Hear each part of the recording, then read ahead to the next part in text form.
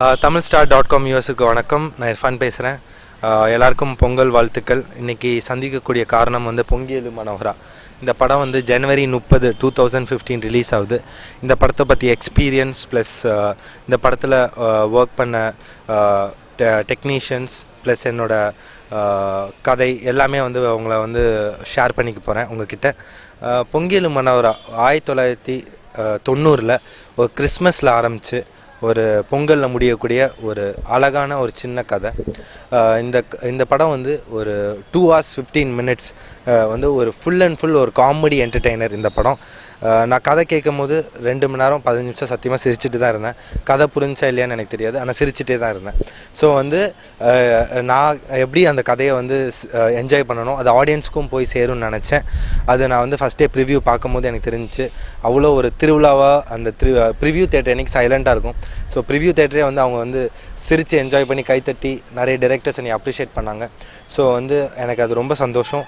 அதே இம்பேக்ட் வந்து ஆடியன்ஸ்கிட்டையும் போய் சேரும்னு நான் நம்புகிறேன். இந்த கதை எனக்கு சொல்லும் போது ஒரு இப்போ வர காமெடிஸ்னால் வந்து டார்க் ஹியூமர், பிளாக் காமெடி அப்படி வந்து நிறைய ஆயிடுச்சு. ஒரு ஸ்லாப்ஸ்டிக் காமெடி எப்படி நீங்கள் வந்து ஒரு சத்யராஜ் சார், கவுண்டமணி சார் வந்து எப்பிக் காமெடி நீங்கள் பார்த்தீங்களோ அந்த மாதிரி ஒரு எப்பிக்காக ஒரு ஸ்லாப்ஸ்டிக் காமெடி ட்ரை பண்ணும் அப்படின்னு தான் சொன்னார். ஸோ சத்யராஜ் சார் மாதிரி நம்மளும் இமிட்டேட் பண்ணிட்டா, ஏன்னா அவர் ஒரு ஹீரோ, நம்மளுக்கு ஒரு தனித்துவம் இருக்காது அப்படின்ற மாதிரி நான் ஃபீல் பண்ணேன். செந்தில் சார், கவுண்டமணி செந்தில் சார் வந்து ஹீரோவாக பண்ணால் எப்படி இருக்கும், அதை இன்ஸ்பிரேஷனாக வச்சு தான் நான் நிறைய இடங்களில் வந்து அவர் தான் எனக்கு இன்ஸ்பிரேஷனாக இந்த படத்தில் இருந்திருக்காரு. இந்த படம் வந்து ஒரு வெறும் காமெடி படம் மட்டும் இல்லாமல் ஒரு 2 ஹீரோயின் இருக்காங்க, ஒரு அழகான ரொமான்ஸ் இருக்குது, ஒரு லவ் பிரேக்கப் ஆனதுக்கப்புறம் இன்னொரு லவ் எவ்வளோ மெச்சூர்டாக ஹேண்டில் பண்ணுறான் அப்படின்ற ஒரு விஷயமும் இந்த படத்தில் இருக்குது. அது மட்டும் இல்லாமல் ஒரு மதரோட இம்பார்ட்டன்ஸ் ப்ளஸ் அதோட சென்டிமெண்ட் எவ்வளோ முக்கியம், அது எந்த அளவுக்கு எந்த படத்துலையும் சொல்லாத ஒரு விஷயத்த ஒரு தின் லைனாக அழகாக வந்து டைரக்டர் சொல்லியிருக்காரு. அவருக்கு ரமேஷ் ரங்கசாமி சார் ஒரு பெரிய பாராட்டுகள். அதுக்காண்டி எனக்கு இவ்வளோ ஒரு அழகான படம் என்னோடய கெரியரில் இந்த சமயத்தில் கொடுத்ததுக்கு அவருக்கு ஒரு பெரிய நன்றி.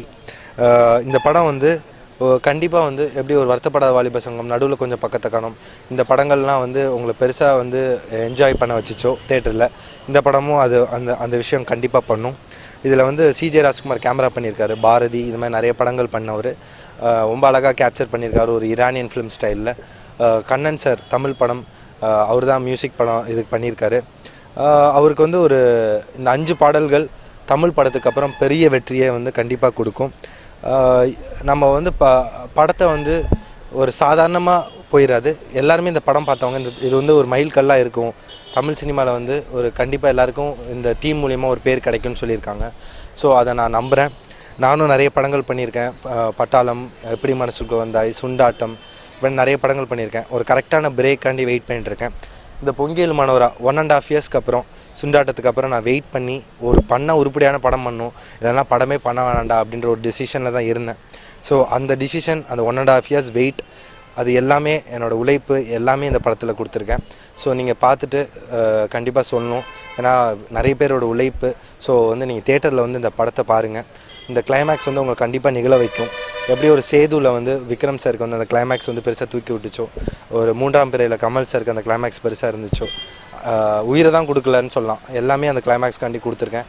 நீங்கள் அந்த படத்தை பார்க்கும்போது, அந்த கிளைமேக்ஸை பார்க்கும்போது நீங்கள் அதை கண்டிப்பாக உணர்வீங்க. நீங்கள் அந்த படம் ஜனவரி 30 ரிலீஸ் ஆகுது. தயவுசெய்து எங்களை சப்போர்ட் பண்ணுங்கள், எங்கள் டீமை ஜெயிக்க வைங்க. ரொம்ப ஒரு ஹார்ட் ஒர்க்கிங்கான ஒரு சின்ன டீம் தான் நாங்கள். ஸோ நீங்கள் ஜெயிக்க வைப்பீங்கன்னு நான் நம்புகிறேன். ஸோ தேட்டரில் வந்து ஜனவரி 30 பொங்கியலு மனோகரா பாருங்கள், எங்களை சப்போர்ட் பண்ணுங்கள். தேங்க்யூ.